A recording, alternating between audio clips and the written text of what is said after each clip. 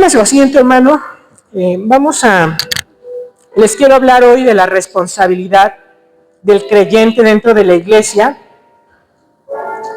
Y yo quiero que visualice su hogar, su familia, y quiero que piense un poquito. ¿Qué tanta responsabilidad tiene usted como creyente para que su casa se construya de la mejor manera? Y lo mismo pasa dentro de la iglesia. La iglesia es una familia, la iglesia es el lugar donde el Señor ha elegido que sus hijos, que los creyentes se reúnan, que los creyentes compartan, y el Señor trae bendición sobre la iglesia. Pero muchas veces el creyente, o muchas veces cuando nosotros predicamos el evangelio a nuevas personas, no logramos mostrarles la importancia de el pertenecer a la familia de Cristo. No logramos hacer que el creyente logre entender la importancia y la responsabilidad que tiene dentro de la casa del Señor. Y por ahí hay un salmo, el Salmo 122:1, donde el salmista da una referencia a la casa del Señor y él dice: yo me alegré con los que me decían, a la casa del Señor iremos. O cuando me decían, vayamos a la casa del Señor, yo me alegraba. Pero muchas veces esa no es la condición del creyente, muchas veces esa ya no es la condición de los cristianos hoy en día, en esta actualidad y con tantas cosas que roban de nuestra mente y de nuestra vida el tiempo, las ocupaciones. Muy pocas veces hoy encontramos a cristianos, a hijos de Dios, que cuando les dicen, te veo el próximo martes, el próximo jueves, el próximo domingo, nos vemos en el próximo culto, muchas veces ellos ansían, o muy pocas veces ellos ansían volver a la casa del Señor. Y aquí el salmista, en Salmo 122, dice David, yo me alegré con los que me decían. Y nosotros tenemos que comprender algo. Usted reflexione esto. Muchas veces, ¿a dónde le gusta estar a los hijos? ¿Adentro o afuera de la casa? Afuera. Y tenemos que analizar esto porque es un problema que se refleja dentro de la iglesia. Muchas veces el cristiano, en vez de estar dentro de la iglesia o venir a la casa del Señor, le gusta estar afuera. Y hemos perdido el sentimiento que despierta en David el decir esas palabras. Yo me alegré con los que me decían, a la casa del Señor iremos. ¿Y cuál es nuestra responsabilidad? Y usted tiene que entender algo.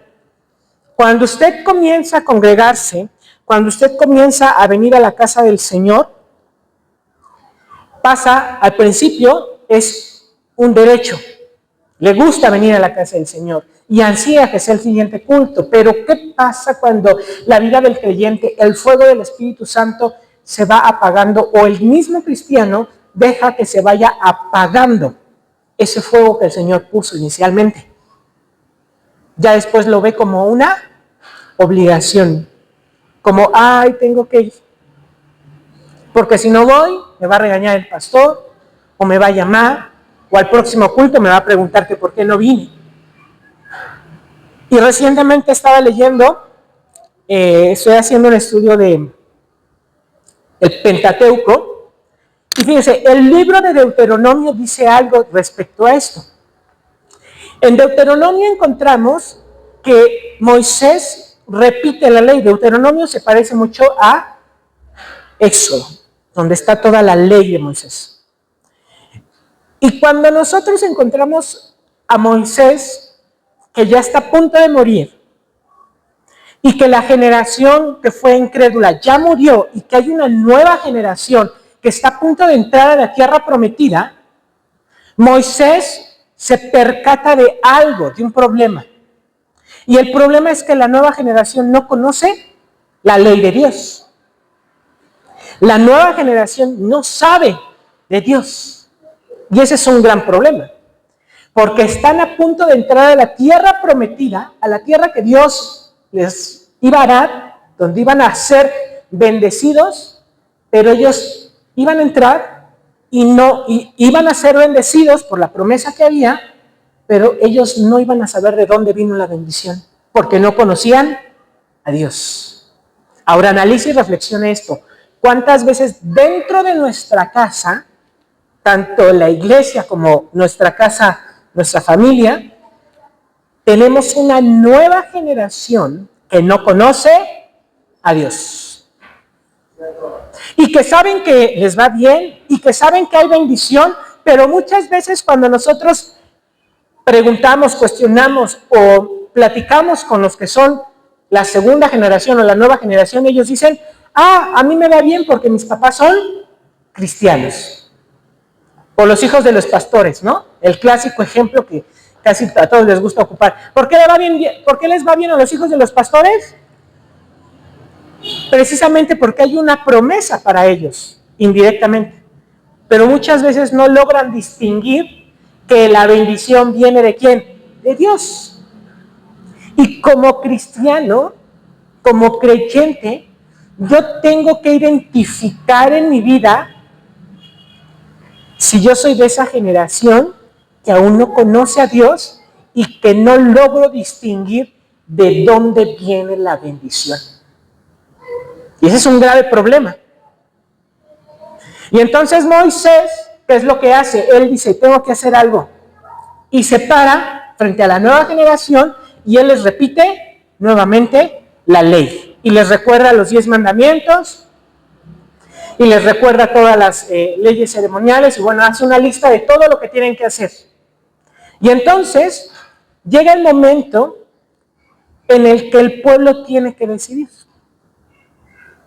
Y Dios, a través de Moisés, le dice al pueblo, frente a ti está la vida y la muerte, la bendición y la maldición. Escoge tú qué quieres. Tus padres, la antigua generación, ya murió.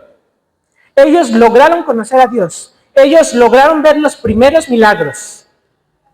Pero tú, que eres una nueva generación, en ti está decidir si quieres bendición, maldición, si quieres vida, si quieres muerte, y lo que sigue es si quieres seguir viendo milagros. Ojo aquí, porque esto es muy interesante. Es muy interesante cómo la palabra nos muestra el llamado que hace Moisés al pueblo, y no solamente les pone frente a ellos, a ver, aquí está la vida, la muerte, escoge, sino que indirectamente está, ¿quieres seguir viendo los milagros de Dios? ¿Quieres seguir teniendo bendición de parte de Dios? Porque a final de cuentas, uno, como ser humano, decide si quiere la bendición, si quiere la maldición, pero sobre todo si quiere seguir viendo las obras y prodigios de Dios. ¿Y cómo sabemos que sí pasa o que sí el pueblo toma una decisión inteligente? Porque el Señor vuelve a abrir el agua como cuando lo hizo con sus padres. Cuando salieron de Egipto, ¿qué abrió? El mar, para que pasaran sobre tierra seca. Y cuando ya la nueva generación llega, cuando se les habla la ley, cuando se les muestra el camino a seguir, y ellos toman una decisión, esa decisión asegura el poder ver milagros. Y el primer milagro que logra ver el pueblo es que las aguas se vuelven a abrir. Porque el río Jordán se abre y vuelven a pasar por tierra seca. Y entonces la decisión le queda al creyente. ¿Quieres seguir viendo milagros? Primero tienes que obedecer. Primero tienes que llegar a una decisión en tu vida en la cual aceptas la bendición o la maldición. Y todos pudieron ver el milagro que el Señor hizo. El Señor no dejó al abandono, no dejó con duda a ninguno. Porque esta nueva generación, los padres les pudieron haber contado, no, es que hace muchos años, hace 40 años, el mar se abrió. Pero la bendición de Dios Cuando ellos obedecieron fue que no nada más escucharon los milagros que Dios había hecho, sino que pudieron ver los milagros. ¿Y esto a qué me lleva? A tomar una responsabilidad personal en mi casa, en mi familia y en mi iglesia. Porque va a ser decisión personal y una decisión congregacional si yo quiero seguir viendo milagros. Yo tengo que llegar a la resolución en la cual tengo que ver milagros, tengo que ver milagros, tengo que obedecer. Si se dan cuenta, en el Éxodo están los mandamientos, pero ya en Deuteronomio encontramos bendiciones de la obediencia y maldiciones de la obediencia. Es decir, el Señor no solamente te da la ley y dice, si obedeces, te va a ir bien. No, en Deuteronomio, cuando el Señor vuelve a hablar la ley, ya se compromete con el pueblo. Porque les dice, si obedeces, estas son las bendiciones.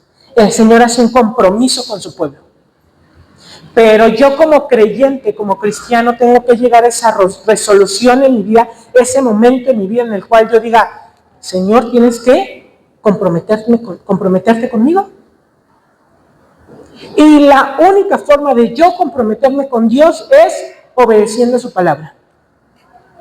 Y entonces el Señor se compromete conmigo y dice, si tú obedeces, hay bendición. Pero si tú desobedeces, hay maldición. Y muchas veces nosotros tomamos decisiones sin pensar en las consecuencias, en si esa bendición me va a traer, si esa decisión me va a traer bendición o me va a traer maldición. Y allí yo tengo que identificar. Y como dice Pablo, todo me es lícito, pero no todo me conviene. O sea, el Señor no te prohíbe nada. Tú puedes elegir cómo quieres llevar el rumbo de tu vida. Pero debes de prestar atención que no todo lo que te rodea en la vida te conviene. Y fíjese qué interesante, porque la misma palabra la ocupa Pablo para la oración. Pablo ocupa la misma palabra en 2 ocasiones. Todo me es lícito, pero no todo me conviene. Y cuando habla de la oración y del poder del Espíritu Santo, dice, porque no sabemos orar como conviene. Fíjense qué interesante, hay una conexión bien poderosa entre la obra que hace el Señor y entre mi oración y las decisiones que tomo. Hay una conexión súper importante que muchas veces no nos damos cuenta entre la oración y mis decisiones. Porque mis decisiones van a condicionar mi oración y mi oración va a traer bendición. Esa es la regla del creyente ahora. Decisiones, oración, bendición. Es como una escalerita, como ir avanzando en mi vida cristiana. Entonces yo tengo que saber, tengo que entender que esta cultura actual en la que vivo, ¿qué me enseña? ¿A estar dentro o estar afuera? Afuera. Quiere distraerme, quiere llevarme fuera. Y eso de querer irme afuera, de llevarme afuera, es una estrategia del diablo. Porque cuando Caín mató a Abel, ¿a dónde lo llevó? Lejos, fuera de donde estaba la cobertura de la familia, fuera de la cobertura de sus padres, de Adán y Eva. ¿Qué le dijo Caín? Ven, acompáñame. Y lo sacó de la cobertura, lo llevó fuera. Cuando Satanás llevó a Jesús a tentar, ¿a dónde lo llevó? Fuera. Fuera de la cobertura. Entonces, es una estrategia del mundo, es una estrategia del diablo el querernos sacar de nuestra cobertura. Y muchas veces logra su efecto porque cuando vemos la iglesia está vacía. Cuando debería de estar el creyente o el cristiano en su casa, en la iglesia está fuera. Y es parte de la estrategia del enemigo de hacernos más habitantes de afuera que de adentro. Y no quiero que confundamos esto con el salir a evangelizar, porque ese es otro tema, ese es otro sentido de salir afuera. Pero fíjese, cuando Dios mandaba alguna ley en su pueblo, cuando alguien estaba contaminado, cuando alguien tenía lepra o cuando alguien era declarado inmundo, ¿qué le decían? Tienes que salirte fuera del campamento, lejos de la ciudad, fuera. Entonces, hoy nosotros nos encontramos en una cultura en la cual ni queremos venir a la iglesia, ni queremos obedecer a los pastores, ni damos cuentas, ni rendimos cuentas, y no ponemos límites a nuestra libertad personal. Fíjense cómo la estrategia del diablo abarca en estos 4 puntos. Me saca de la iglesia. Después, fíjese, identifique esto. Un creyente que empieza a faltar a la iglesia, a no congregarse, el siguiente paso es ir en contra o no aceptar la autoridad pastoral. El siguiente paso es, ya no da cuentas. Y el último es, no sabe poner límites a su vida personal. Fíjese cómo afecta la vida del creyente el dejarse de congregar, el dejar de estar bajo la cobertura divina, bajo la cobertura de Dios. Primero, te entretiene y ya, dejas de venir. Segundo, empiezas a perder o a ver como autoridad a tu pastor. Y cuando ya te pregunta, tu hermano, ¿por qué no ha venido? O esto, el otro, entonces yo no le quiero dar cuentas. ¡Ay! ¿Para qué quiere saber? ¿No? ¿O qué le importa? ¿No? Y finalmente nos damos cuenta que no hay límites en su vida personal.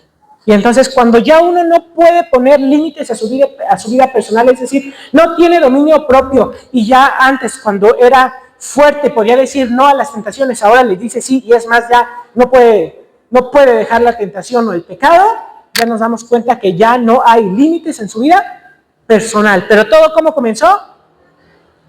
Por salirse de la cobertura del Señor, de su casa. Entonces, analice el mundo, el contexto. Y esto pasa con los hijos de casa, en la familia. Usted analice la vida o ha escuchado seguramente la vida de un hijo rebelde y cumple con estos requisitos. O se sale desde muy temprano a su casa y llega muy noche. No ve como autoridad a sus padres. Cuando le preguntan dónde está, no quiere contestar. O se torna agresivo. Y su vida es un desastre porque no sabe poner límites. Y entonces, nosotros como iglesia debemos de tener una responsabilidad a ayudar a esta gente a hacerla volver a la casa. Fíjese, si hablamos del hijo pródigo, cumple con el mismo patrón. Él quería estar fuera de casa. No respetó la autoridad de su padre y decidió irse lejos.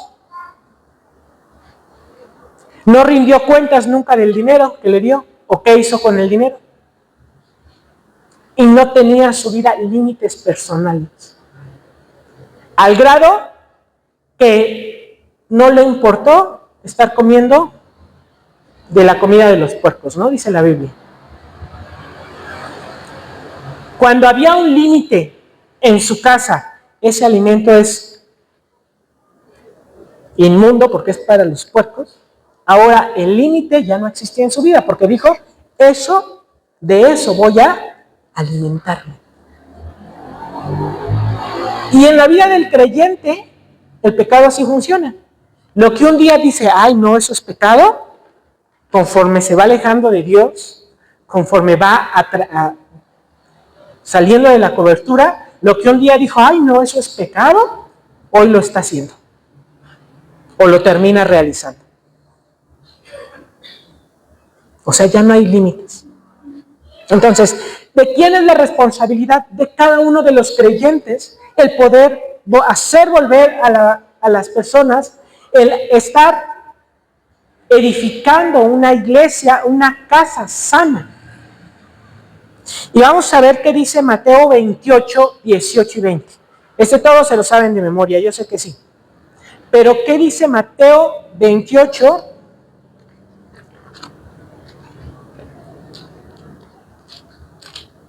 18 al 20.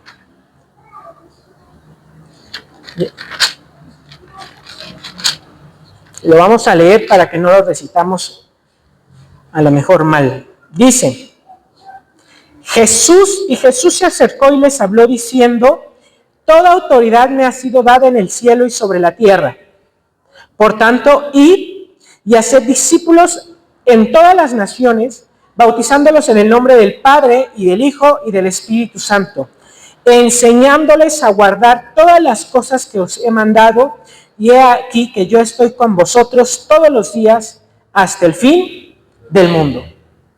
El mismo Señor Jesucristo aquí nos enseña y nos dice que es responsabilidad nuestra hacer discípulos.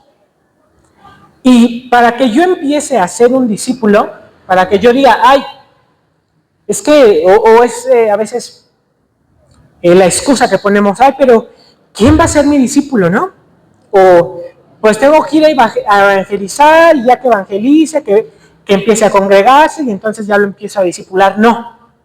El discipulado comienza desde casa. Los que son padres, ¿quiénes son sus discípulos?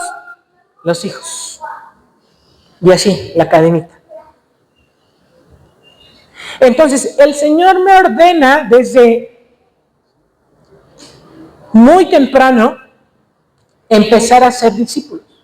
Y los primeros discípulos son los de casa. Pero muchas veces se nos olvida, y hay algo importante que muchas veces no aplicamos. Y aquí el versículo, antes de decir, id por todo el mundo y predicar el evangelio, o id y hacer discípulos, antes de eso hay un versículo que se nos olvida leer, y dice, toda autoridad me es dada. Jesús le dijo a sus discípulos, toda autoridad me fue dada a mí, y por lo tanto yo se las doy a ustedes. Y entonces cuando ya tengan esa autoridad, ya pueden ir y hacer discípulos. Pero analicemos esto en nuestras vidas.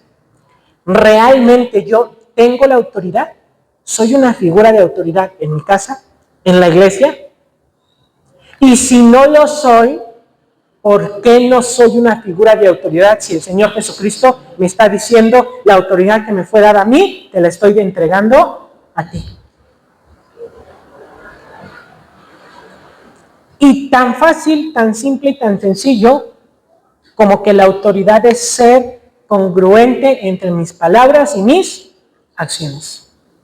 ¿Por qué muchas veces los hijos no obedecemos a los padres y no los vemos como figura de autoridad? Porque los padres no son congruentes entre lo que dicen y lo que hacen. Allí es cuando los padres pierden autoridad. Cuando te vean hacer algo y decir otra cosa, allí se pierde la autoridad. Ahí se quebranta todo. ¿Y es culpa del hijo? No. Porque el hijo confía ciegamente. Pero en el momento que ve que el papá hace algo diferente a lo que él me enseñó, es cuando se empieza a rebelar y a decir, ay, entonces yo ¿para qué le obedezco? Si él dice una cosa y hace otra, entonces yo ¿para qué le obedezco? Y aquí la palabra nos enseña y nos dice, esa autoridad que yo tengo, se las he dado a ustedes. Entonces, el cristiano, el creyente, tiene la mejor figura de autoridad y esa es Cristo. Y por lo tanto yo tengo que ver a Cristo para ser una autoridad como Él, para cumplir con la misma autoridad. Porque si buscamos nosotros versículos de autoridad, vamos a encontrar muchos y sobre todo muchas cosas que dijo Jesús acerca de la autoridad. Como cuando envió a sus discípulos de 2 en 2 a predicar y les dijo, les doy autoridad para echar fuera demonios, para sanar enfermedades. E incluso por ahí hay un versículo donde les dice a sus discípulos, y ustedes cosas mayores a estas harán. Pero yo tengo que entender primero que soy una figura de autoridad. Y como figura de autoridad hay personas que me están viendo. Soy la referencia y el referente para otros. A mi alrededor, tanto en mi casa, en mi iglesia, en mi familia. Y luego yo me ando preguntando, como cristiano, ay, ¿por qué no cambia el lugar donde trabajo? ¿Por qué es tan tóxico el lugar donde trabajo? ¿Por qué mi familia no cambia? ¿Por qué la iglesia es así? Porque simplemente estamos perdiendo la autoridad que el Señor nos entregó. Y la autoridad comienza desde que yo hago y cumplo lo que digo. ¿Sí? Entonces el Señor Jesucristo aquí nos dice, hacer discípulos comienza desde la autoridad que tú tienes. Yo tengo que pedirle al Señor Jesucristo entonces que me revele su autoridad y que me revele a cómo ser una autoridad, a cómo comportarme para ser una autoridad. Porque yo les aseguro que todos en algún momento, ya sea en el trabajo, en la escuela o en la familia, llegamos a este choque en el que vimos hacer a alguien que no era algo incorrecto y dijimos, ¿cómo? ¿No se supone que es el jefe? No debería de estar haciendo eso. Todos hemos llegado a un choque en el cual la autoridad que teníamos de alguien o la imagen que teníamos de alguien se fractura porque esa persona no cumplió lo que dijo. Y desde ahí comienza el problema de la autoridad. Entonces Jesús nos enseña que debemos de tener autoridad. Lo segundo, vamos a ver Judas 20 y 21. Judas 20 y 21.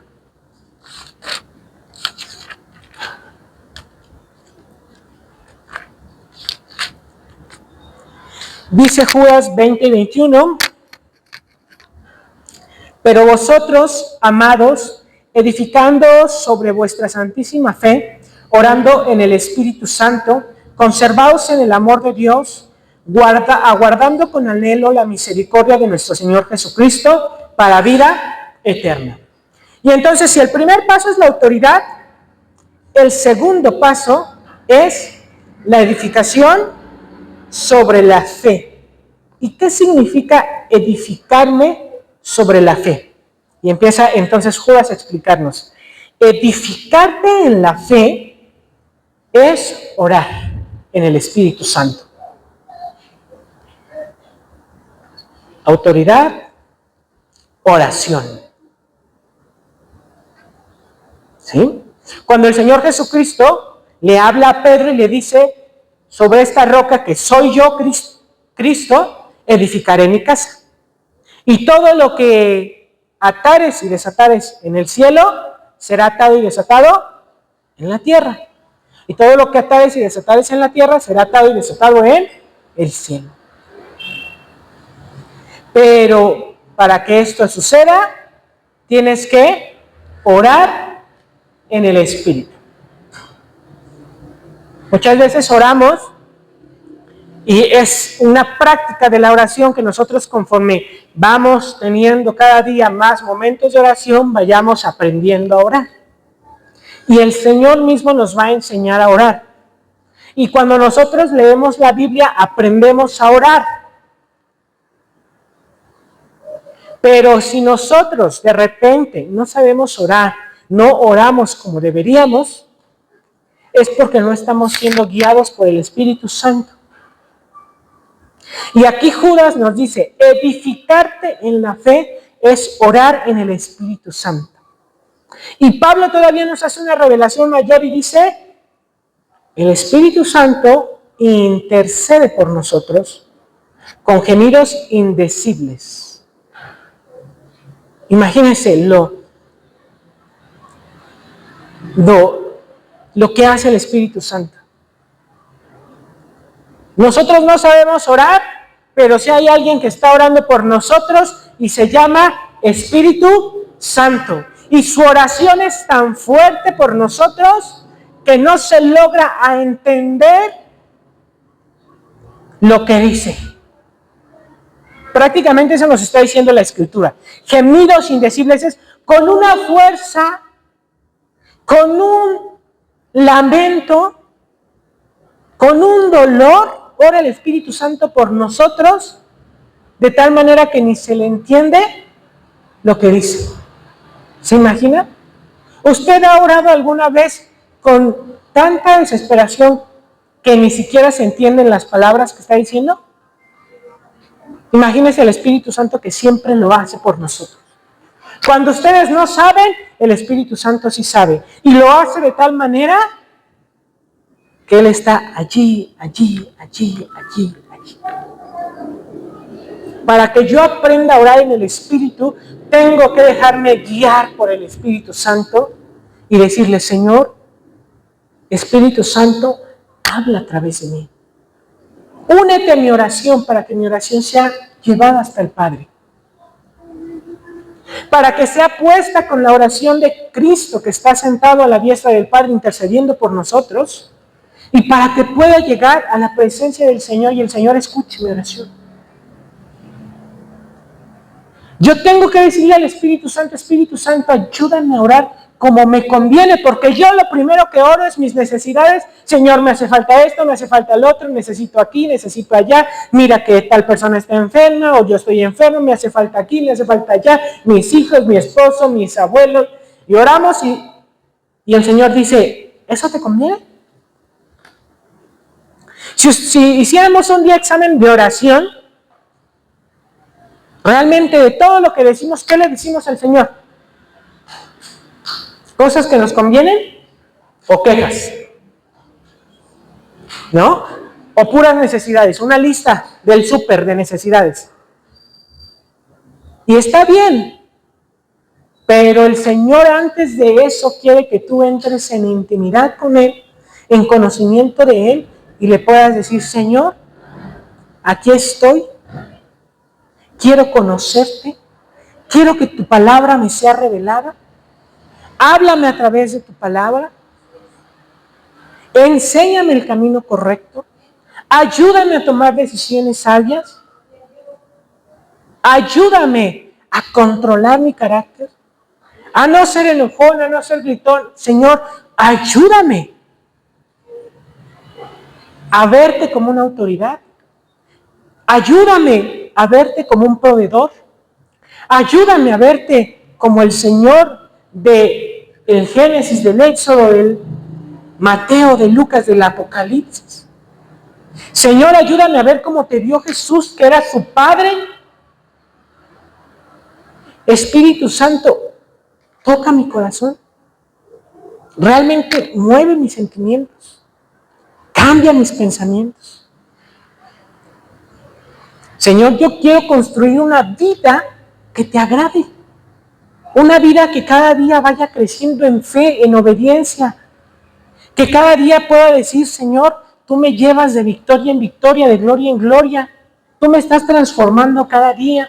Que sea de impacto para mi vida misma primero. Que me pueda ver ante el espejo y decir, Señor, ¿cómo me has transformado? ¿Cómo me has cambiado? Que la gente pueda ver, esto está cambiando, ya no habla igual, ya no se comporta igual. Señor, que hasta mi forma de vestir sea para glorificarte. Que yo pueda tener la dignidad del ser humano que tú me has creado, porque soy creado a tu imagen.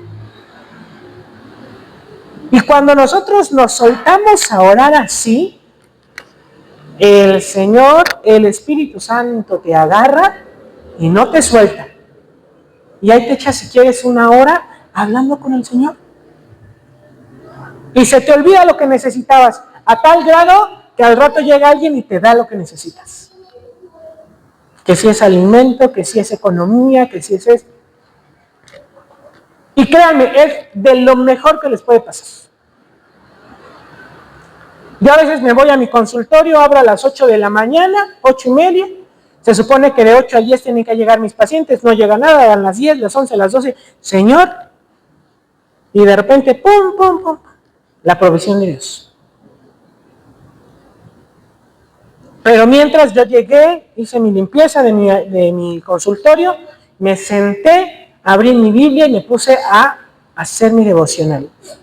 Y ahorita estoy trabajando con Proverbios, ¿no? Proverbios 16, la conducta del hombre. Y a reflexionar, Señor, ¿qué me quieres decir acá? ¿Qué quieres hoy hablar a mi vida? Pero entendiendo que el Señor me lleva a una responsabilidad personal que impacta en mi familia y en mi congregación. Cuando yo entiendo que en primer lugar el Señor me ha dado la autoridad y entonces yo cada día que me levanto no me puedo levantar o despertar. Ay, me duele acá, me duele allá. Ay, tengo que hacer esto, tengo que hacer lo otro. No, yo me tengo que levantar con la autoridad que el Señor me ha dado en primer lugar. Y en segundo, lo primero que tengo que hacer es orar en el Espíritu. Donde yo le digo al Señor, primero,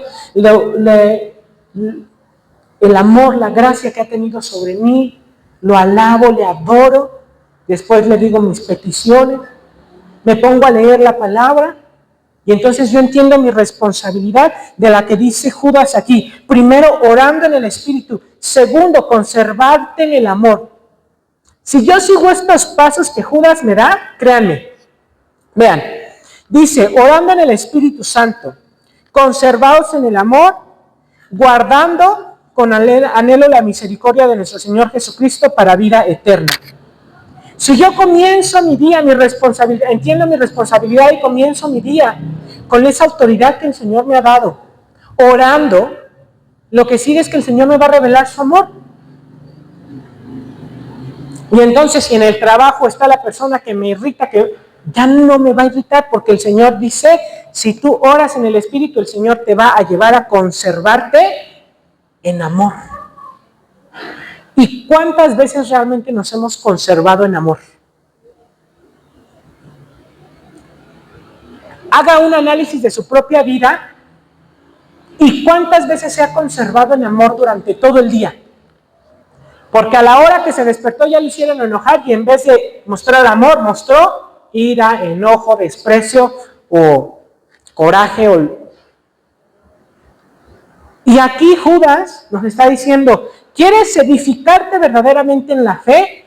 Ora en el Espíritu y cuando hayas orado el Señor te va a ayudar a conservarte en amor. Y después de conservarte en amor, dice, anhelar la misericordia. Una vez que yo me conservo en amor, lo que sigue es que me mantengo misericordioso. Y ahora la persona que me hace ya no me daña, ya no me afecta, porque lo veo con misericordia. Porque a lo mejor me hace porque se está desquitando de algo que él hizo. O porque es la manera en la que él está reflejando su dolor en su corazón. Pero ¿de quién es responsabilidad? ¿Del no creyente o del creyente?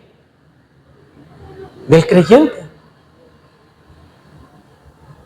Por eso es a veces complicado que hagamos que los hermanos que una vez se fueron regresen a la casa, porque cuando los vemos, a veces en vez de conservarnos en amor y mostrarles misericordia, ¿qué hacemos? No, ay hermano, ¿por qué no ha venido? Y esto, ¿no? Y le empezamos a sacar textos fuera de contexto que en vez de edificarlos, los destruimos. Pero el Señor me dice, si es responsabilidad tuya, si uno de los pequeños se cae, o si diga hoy en la actualidad, o llevándolo a la actualidad de nuestras iglesias, también es responsabilidad tuya si uno de la iglesia se va. Aguas, ¿no? Porque ese era un pequeño que se cayó, nadie lo levantó y mejor se fue. ¿No? Muchas veces así se van de la iglesia los hermanos, porque se caen, nadie los levanta, o yo mismo fui la piedra que lo hizo caer. Y entonces mi responsabilidad, yo entiendo que mi responsabilidad es conservarme en el amor y mostrar misericordia. Y por último, vamos a leer Primera de Pedro 4:10. Primera de Pedro 4:10.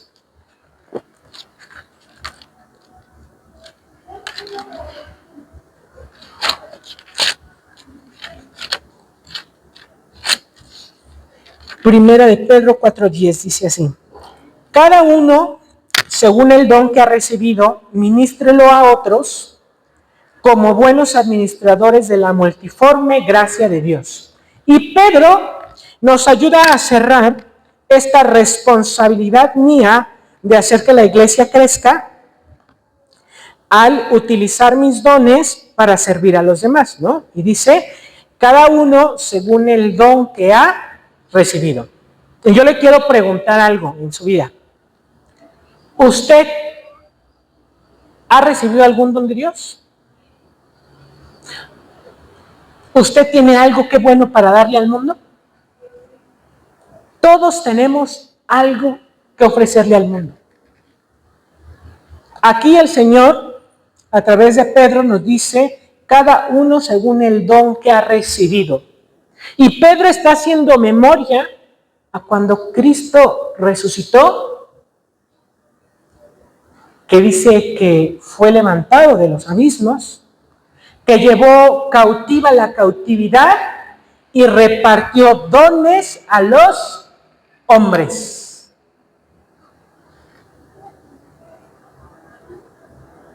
Por eso es que la resurrección es lo máximo para el creyente.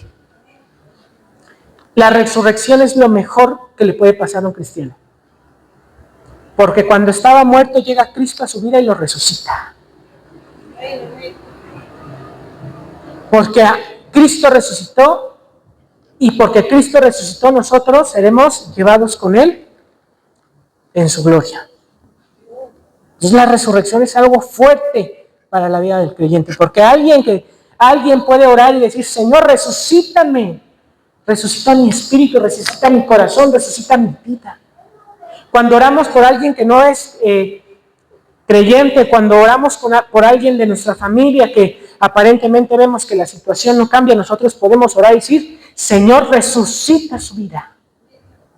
Y el Señor es especialista en hacer vivir lo que estaba muerto.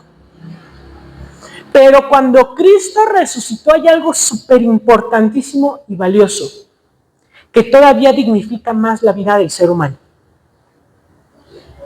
Si el Salmo 8 no nos ha quedado claro en el sentido de qué dignidad le dio Dios al hombre cuando lo creó, con la resurrección de Cristo nos tiene que quedar claro, porque dice que Él fue levantado del abismo, del infierno, llevó cautiva la cautividad y subió y repartió dones a los hombres. Es decir, el Señor puede quitar aquello que te causa dolor de ti. Fíjese, eso de llevó cautiva la cautividad significa que si tú en tu vida hay algo que no te deja dormir, hay algo que te lastima, que tú dices, esto es lo peor que puedo estar pasando, a esa situación difícil hay alguien que le pone el stop. Y ese es Cristo. Si yo de repente creo que hay una cosa en mi vida que no tolero y que no voy a poder soportar, o que esto es lo peor que estoy pasando en mi vida, Cristo viene y le dice a tu peor situación, yo soy más grande. Es como si yo tuviera a alguien que me estuviese persiguiendo, pues el Señor viene y le dice, hey, ¿qué pasó? Yo soy más grande que tú. Y el Señor nos defiende. Pero todavía Dios, cuando resucita a Cristo, Cristo hace algo y dice, le voy a dar a los hombres, voy a dignificar la vida del hombre. Y la forma de dignificar la vida del cristiano es, o la vida del hombre es, yo le doy dones. Voy a hacer que valga cada uno, cada gota de mi sangre que derramé en la cruz por ellos. Y el Señor nos da dones. Y aquí Pedro dice, cada uno según el don. Pero ¿qué pasa? Que muchas veces no sé ni qué don el Señor me ha dado, porque no he podido descubrir lo valioso que soy. Porque no he permitido que el Señor obre tan profundo de mí, de mi corazón, de mi mente, de mi cuerpo, para que quite todo aquello que no me conviene y entonces ahora sí resplandezca el don que me ha dado. Muchas veces no permito que el Señor llegue a hacer una limpieza exhaustiva a mi cuerpo, a mi corazón, a mi mente, y entonces el don se queda escondido. Y el Señor en su palabra dice, Dios le ha dado a los hombres dones, y cada uno, según el don que recibió, compártalo a los demás. Y entonces, ¿de quién es la responsabilidad de que la iglesia se mantenga fuerte, sana? Es más, no hablemos de la iglesia. ¿De quién es responsabilidad de que su casa se mantenga fuerte, sana? De uno mismo. ¿Cuándo qué? Cuando tomo autoridad, cuando oro en el Espíritu y cuando uso el don que Dios me ha dado para servicio de los demás. Y si lo llevo a la iglesia, pues mucho mayor. Crece más ese servicio que yo le doy a la iglesia. Y hay algo importante que dice aquí, que es conforme a la multiforme gracia de Dios. Y aquí todavía me dice, no todos son iguales, cada uno es diferente y hay que aprender a trabajar con cada uno de acuerdo a sus dones, capacidades y habilidades. Entonces, yo tengo que entender algo. En primer lugar, ¿es mi responsabilidad que mi casa, que mi iglesia crezca fuerte y sana? Sí. ¿Cuáles son las herramientas que debo de tomar? 1, la autoridad que el Señor me ha dado. 2, la oración. Pero la oración en el Espíritu, esa que me conecta con el Señor, que me conecta con el cielo, que me hace sentir estar frente a su trono y explicándole y hablándole y diciéndole todo. Y 3, empezar a utilizar esos dones que el Señor me ha dado. Porque muchas veces alguien no faltará que por obra de Dios venga y me diga, oiga hermano, si usted es muy bueno en esto, ¿por qué no hace esto? ¿Por qué no hace el otro? Pero muchas veces yo no me lo creo. ¿Por qué? Porque no he orado para que el Señor me lo revele y porque me falta tomar esa autoridad que el Señor me ha dado, donde dice, todo lo puedo en Cristo que me fortalece. Entonces, la responsabilidad de cada uno de nosotros es mucho más de lo que nosotros podemos imaginar. Pero el Señor dice en su palabra, nunca te dejaré ni te abandonaré. Yo estoy con ustedes hasta el fin del mundo. Y entonces, mientras el Señor me da autoridad, Él promete estar conmigo. El único mandato que queda, ¿cuál es? Obedecer. Como cuando Moisés le dijo al pueblo, lo único que te queda es obedecer. En el estudio que estoy haciendo hay una parte que me impactó y que dije, esto sí me pegó. Dios habla tan claramente y explica tan claramente la ley, su ley, en ese entonces la ley al pueblo, que se tienen que inventar excusas grandísimas para poder convertirse en personas desobedientes. Y si yo lo analizo y si yo tengo hoy una Biblia que es bien explícita, bien clara, que está clarito, para desobedecerle al Señor, tendría que inventarme unas excusas, pero... Entonces, ¿qué le cuesta más? ¿Obedecer o inventarse la excusa para convertirse en un desobediente? Porque tiene que ser una excusa convincente, que convenza al líder, que convenza al pastor y sobre todo que convenza a Dios para que le diga, ay sí, está bien, te la paso esta vez que desobedeciste. ¿Se imagina qué cuesta más? ¿Qué me va a costar más cuando esté frente al Señor? Poderle decir, sí Señor, me esforcé lo más que pude y te obedecí en todo, o inventarme la excusa que le voy a poner al Señor para pase por alto mi desobediencia. Entonces el mandato del Señor siempre va a ser: obedéceme, escucha mis palabras, está atento tu voz, tu corazón, tus oídos a mi voz. Es lo que el Señor nos ha mandado para que nosotros obedezcamos y creamos y crezcamos en la fe y en el poder que nos ha dado a través de su Hijo Jesucristo. Póngase de pie, hermanos, vamos a orar para cerrar este momento.